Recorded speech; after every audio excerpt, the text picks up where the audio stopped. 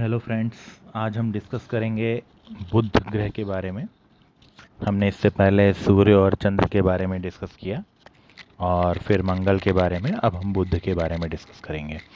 तो बुध जो है ब्रह्मांड में सूर्य से सबसे निकट का या nearest planet to the sun is Budh, या इंग्लिश में मरकरी बोलते हैं इसको। जो नियरेस्ट प्लैनेट है और सबसे छोटा प्लैनेट है हमारे जो नवग्रह का जो हमारा सिस्टम है उसमें सबसे छोटा प्लैनेट है और सबसे नियरेस्ट है। तो सन के सबसे नियरेस्ट होने से आपको ये पता चल सकता है कि नियरेस्ट होने की वजह से ये सबसे गर्म है।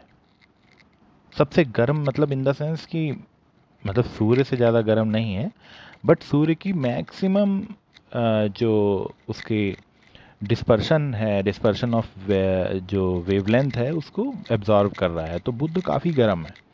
दूसरी में छोटा है, साइज में छोटा है और गर्मी ज़्यादा है, तो मतलब उसका जो चारों ओर का जो ऑरा है वो ऑरा बहुत स्ट्रांग है।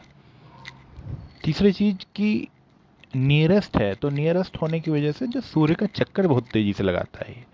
तो आप ये समझ लो कि जैसे हम 365 डेज़ में अपना एक साल पूरा करते हैं, वैसे करीब 80 से 90 दिन में बुध अपना एक साल पूरा कर लेता है।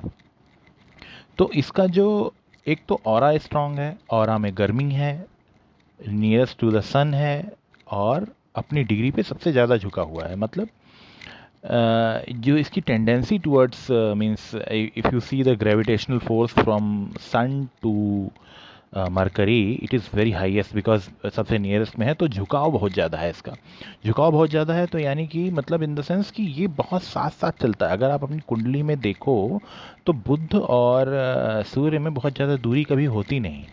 मतलब बहुत रेयर केसेस में ऐसा हो सकता है कि बुध और सूर्य एक दूसरे से बहुत दूर हों, अदरवाइज ये एक दूसरे से एक खाने आगे पीछे चलते रहते हैं या फिर साथ में होते हैं। मैक्सिमम एक खाना आगे होगा या एक खाना पीछे होगा या फिर साथ में होगा। तो ये मतलब इट्स अ वेरी मतलब साथ में रहने का जो इनका जो वो है सिस्टम बहुत ज़्यादा है, क्योंकि सूर्य के अंदर भी गर्मी है और ये सबसे नियरेस्ट रहने की वजह से काफ़ी गर्म है। छोटा है तो छोटे में गर्मी ज़्यादा है, तो इसका ऑरा बहुत स्ट्रांग है, इसके चारों तरफ गर्म है। और जो हमारी बॉडी में ये रिप्रेजेंट करता है, ये हमारी बॉडी में इट्स काइंड ऑफ ये हमारी बॉडी में किसी विशेष अंग को रिप्रेजेंट नहीं करता, ये हमारी बॉडी का सॉफ्टवेयर है। इट्स एक अगर आप बॉडी को पूरा हार्डवेयर मान लो तो बॉडी के अंदर ये सॉफ्टवेयर की तरह से काम करता है। Like it controls our not mind, mind चंद्रमा के पास है। इंटेलेक्ट, हमारे इंटेलेक्ट को, हमारा जो लॉजिकल पावर है, लॉजिकल थिंकिंग है, उनको कंट्रोल करता है। हमारा जो कैलकुलेटिव पावर है उसको कंट्रोल करता है। हमारे जो बोलने की क्षमता है, जो हमारा जो नर्वस सिस्टम है, नर्वस सिस्टम जो हमें बोलने की सुनने की क्षमता दे रहा है, वो इसको कंट्रोल करता है। हमारे त्वचा पे जो फील करने की क्षमता है वो देता है ये। तो हमारी बॉडी में ये सॉफ्टवेयर का काम करता है। मींस अगर आप समझ लो कि आपके लैपटॉप में विंडोज़ या जो भी ऑपरेटिंग सिस्टम पड़ा है, अगर वो सॉफ्टवेयर करप्ट हो जाए तो आपका हार्डवेयर जो है मतलब it's a kind of property but useless property. तो उसी तरह से आपकी बॉडी में अगर बुध का प्रॉपर फंक्शनिंग नहीं है तो आपकी बॉडी जो है वो प्रॉपर फंक्शनिंग करेगी नहीं, क्योंकि सॉफ्टवेयर उसका करप्ट है। और ये टाइम टू टाइम अपडेट होता है। ये बहुत तेज़ी से चलने वाला ग्रह है, बहुत तेज़ी से अपने आप को अपडेट करता है। और अगर एस्ट्रोलॉजिकली देखें तो ये यंग ग्रह माना जाता है। यंग है, चंद्रमा का पुत्र है, चंद्रमा का पुत्र है और यंग है। और इसको अगर वैदिक जो इसका मंत्र है उसके हिसाब से देखें तो इसको बोला जाता है सौम्यम सौम्य गुणोपेतम। ये सौम्य है, सौम्यता के गुणों से भरपूर है। बट अगर इसका रिप्रेजेंटेशन देखें कैसे किया गया है, तो बुध जो है शेर पे बैठा हुआ है। मीन्स इसका और पीला वस्त्र पहना है, तो पीला वस्त्र पहना है और सौम्य है। इसकी खुद की प्रॉपर्टी तो ऐसी है, बट जब ये सामाजिक तौर पे ऑरा में आता है तो क्योंकि शेर पे बैठा है तो इसका ऑरा बहुत स्ट्रांग है। इसका रिप्रेजेंटेशन बहुत ही ज़्यादा तगड़ा है।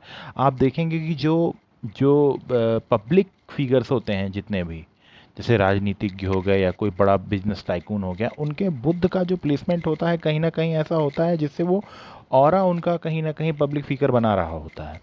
और इसका खुद का इंटेलेक्ट बहुत ज़्यादा है। जैसे ज़्यादा इंटेलेक्ट के लोग हमेशा शांत स्वभाव के होते हैं या वो इंट्रोवर्ट इन नेचर होते हैं, बट बुद्ध के साथ क्या है कि ये they are introvert in nature but when they are in public they are public figures. Like आप आइंस्टीन को मान लो, उनके अंदर बुद्ध का प्रॉपर्टीज बहुत ज़्यादा रही होंगी कि वो इंटेलेक्ट तो थे ही बट वो पब्लिक फिगर बन गए। आप मुकेश अंबानी को देखो, वो इंटेलेक्ट है उनके अंदर बिजनेस का बट वो एक पब्लिक फिगर बन गए। तो इनकी कुंडली में जब आप बुद्ध का प्लेसमेंट देखोगे तो कहीं ना कहीं ऐसा होगा जहाँ पर वो बहुत ज़्यादा इनको बेनिफिट दे रहा है अपनी प्रॉपर्टीज से। दूसरी बात है, ये हरे रंग का प्रतिनिधित्व करता है। और अगर आप देखें तो प्रतिनिधित्व जो ये हरे रंग का करता है, हरा हमारी बॉडी में नेचुरल तरीके से कुछ भी नहीं, कुछ भी हमारी बॉडी में नेचुरली हरा नहीं है। यानी कि बुद्ध हमेशा स्ट्रांग हमारे एक्टिविटीज से होता है जो हम बाहर से अंदर की तरफ ले जा रहे हैं। जैसे हमने आपको बताया था कि मंगल हमारी बॉडी में नेचुरली प्रेजेंट है as a blood, but Budh जो है हरा है, प्योर हरा, ट्रांसपेरेंट हरा आप समझ लो, उस तरह का हरा है। और हमारी बॉडी में प्योरिटी से ये कुछ भी नहीं है। कुछ मामलों में कह सकते हैं जो हमारी बॉडी में जिंक होता है, जिंक की प्रॉपर्टी में हरापन होता है, और जिंक हमारी बॉडी की इम्यूनिटी होती है।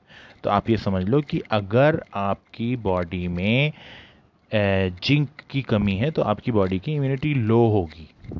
बट अगर एस्ट्रोलॉजिकली देखें तो आपका अगर बुध खराब है या बुध अगर निगेटिव ग्रहों के साथ बैठा है या बुध दब रहा है या बुध एक्टिव नहीं है या जो भी है, तो वो आपकी इम्यूनिटी को भी कमज़ोर बनाता है, क्योंकि immunity is a kind of software, it's a part of software not hardware.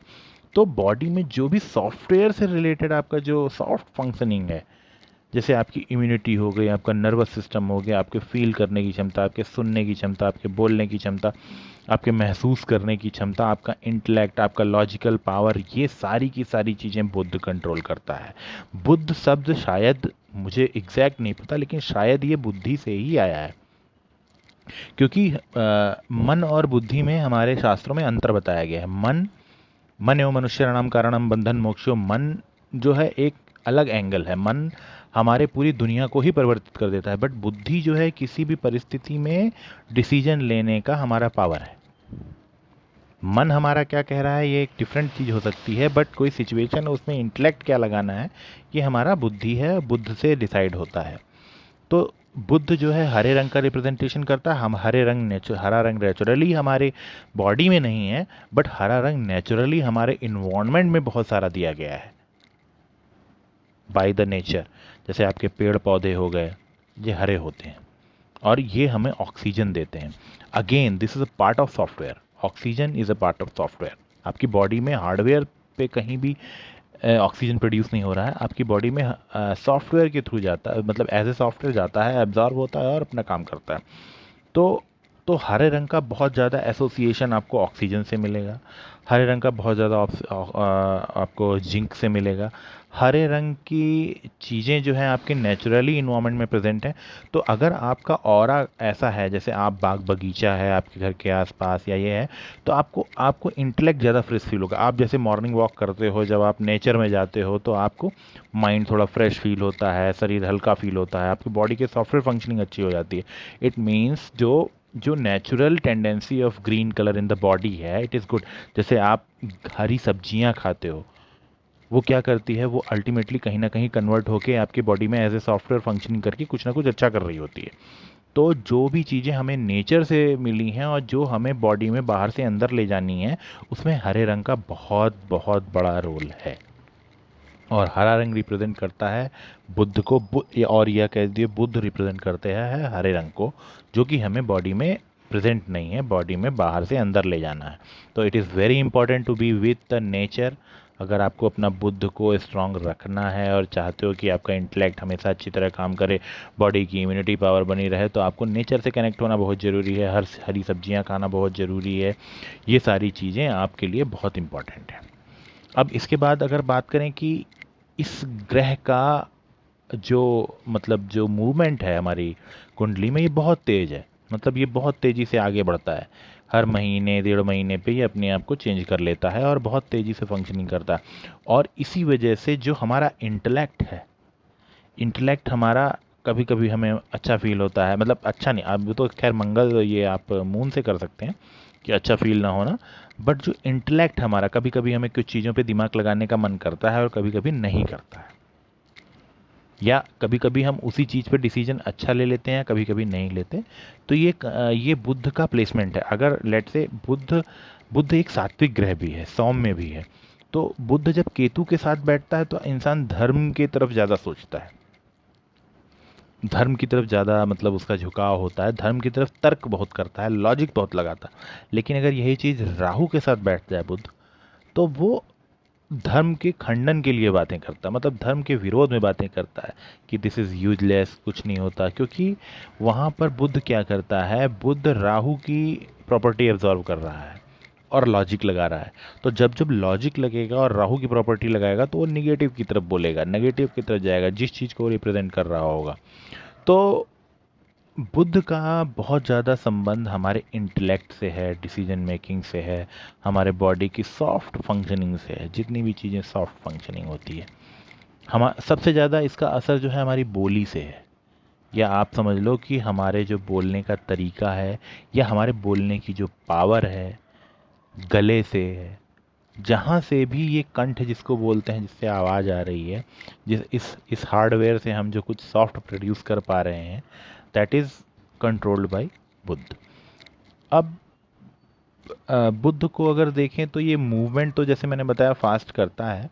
और बुद्ध की एक बहुत अच्छी प्रॉपर्टी होती है कि बुद्ध एक बिजनेस ओरिएंटेड टाइप का ये मतलब ग्रह है। ये ज़्यादातर आपको ऐसे लोगों में ज़्यादा एक्टिव दिखेगा जहाँ पर बिजनेस हो रहा होगा। आपको लगता होगा कि इंटेलेक्ट से ज़्यादा संबंध इसका मैथमेटिक्स या फिजिक्स से होता है, बट एक्चुअली में अगर इसका प्रैक्टिकल एप्लीकेशन देखें तो ये लोग ऐसे लोग होते हैं जो कि अपने इंटेलेक्ट से कुछ अपना बिजनेस करते हैं, जो कन्वर्ट करते हैं उसको और उसके बाद आगे बढ़ते हैं। तो ये डिपेंड करता है कि हमारी दशा क्या चल रही है, इसका प्लेसमेंट क्या है और ये सारी चीज़ें। तो this is all about basics of Budh. और इसके आगे मैं बात करूँगा अब नेक्स्ट डे बृहस्पति की next day. Okay, thank you very much.